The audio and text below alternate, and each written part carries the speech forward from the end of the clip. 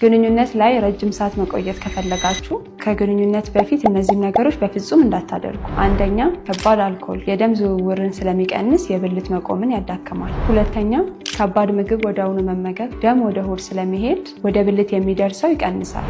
ሶስተኛ፣ ሲጋራ የደም ቧንቧዎችን ስለሚያጠብ ቀጥተኛ ተጽዕኖ አለው። አራተኛ፣ የእንቅልፍ ማጣትና ጭንቀት ቴስቴስትሮንን ይቀንሳሉ።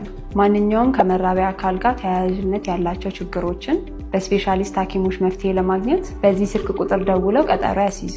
ጥሩ ግንኙነት ለማድረግ ብላችሁ ቫያግራን የምትጠቀሙ ሰዎች በጤንነታችሁ ላይ የሚያመጣው አስከፊ ጉዳት። ብዙ ወንዶች ረዘም ላለ ሰዓትና ጥሩ ግንኙነት እንዲኖራቸው ቫያግራን እንደ መፍትሄ ይወስዱታል። እውነታው ግን ቫያግራ የደም ዝውውርን ለጥቂት ሰዓታት ይከፍታል እንጂ ለችግሩ ዘላቂ መፍትሄ አይሆንም። ለምን በቂ ደም ወደ ብልት አልደረሰም ካላችሁ ብዙ ጊዜ መልሱ ቴስቴስትሮን መቀነስ፣ ጭንቀት መጨመር፣ የደም ግፊት፣ የስኳር በሽታ መኖር ናቸው። ስለዚህ ኪኒኑን በየጊዜው ስትወስድ እውነተኛውን የጤና ማስጠንቀቂያ እየደበክ ነው። ቫያግራ መጥፎ ነው አልልህም፣ ግን መፍትሄውን ሳታቅ ብቻ መውሰድ ትልቅ የጤና ችግር እየደበክ ለጎንዮሽ ጉዳት ያለአግባብ እየተዳረክ ነው። የግንኙነት አቅምህ መቀነስ መንስኤን በስፔሻሊስት ሐኪሞች በመታከም መፍትሄ ማግኘት ከፈለጉ በዚህ ስልክ ቁጥር በመደወል ቀጠሮ ያስይዙ።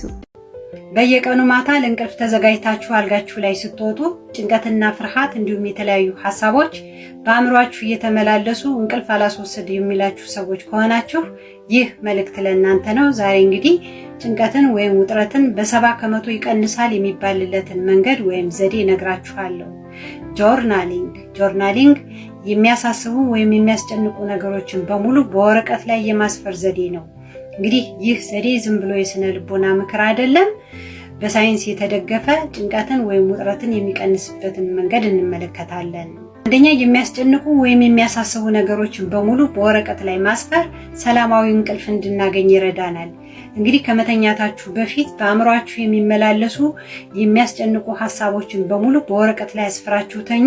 በዚህ ሰዓት አእምሯችን የራሴን የሥራ ድርሻ ጨረስኩኝ የሚል ግንዛቤ ስለሚኖረው ሰላማዊ እንቅልፍ እንድታገኙ ይረዳችኋል።